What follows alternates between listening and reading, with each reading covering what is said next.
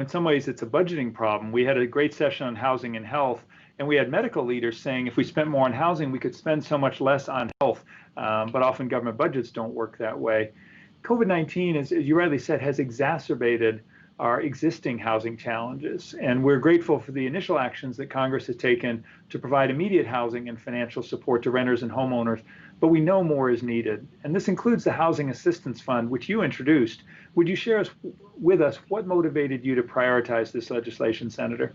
Well, the Housing Assistance Fund, again, it's an example of what we did before. Back in 2012, as we were coming out slowly of the recession, we created the Hardest Hit Fund. We created a federal program for 18 states that went working through their housing agencies that would provide resources for individuals to pay the mortgage, to pay their utilities, to keep people in their homes. And we discovered, frankly, that we've been able to save thousands and thousands of people around the country from losing their homes. That Hardest Hit Fund is the basic template, if you will, for the legislation we're putting in right now, which is going to go nationwide, every state, all 50 states. We know it works. It works in 18 states. They have the programs, they have the models, they have the procedures, they have all the rules and regulations. They can adapt it quickly, put it with the money. We're asking for $75 billion. If we put that in, you would have local housing agencies going and making sure people who need the help are getting it. And there's a second aspect of this, which some people don't think about, but it's important. In Rhode Island, most property, rental property, is owned by, small owners. They own 3 or 4 properties. And guess what?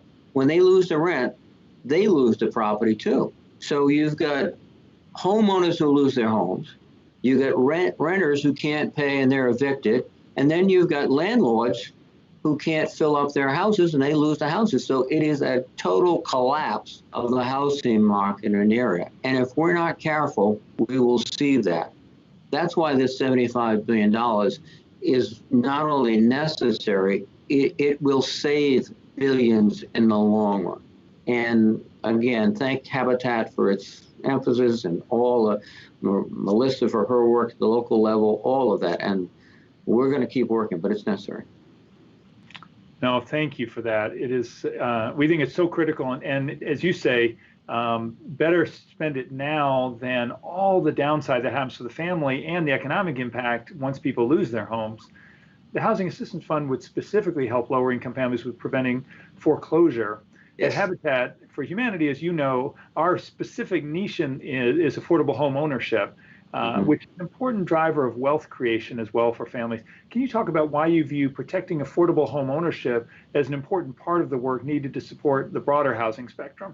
Well, affordable home ownership is absolutely critical. I mean, it's the American dream. It's what I believed as a kid, that you were going to work hard, get a chance through hard work to buy a home, and guess what? You are now on the way up.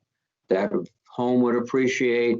You'd use it if you had to maybe to help your children go to college, et cetera. But that's the biggest piece of wealth the American family has. And if you don't have it, you're not part of the American middle class. And it is, you can look at the numbers also in terms of racial disparities. One of the most significant disparities is the difference between home ownership among non-white Americans and white Americans. If we could get that into balance, guess what? A lot of other issues in terms of that we're dealing with right at the moment would be resolved. But it's such a fundamental aspect of making it in America, literally making it in America. And we've got to make sure more people do.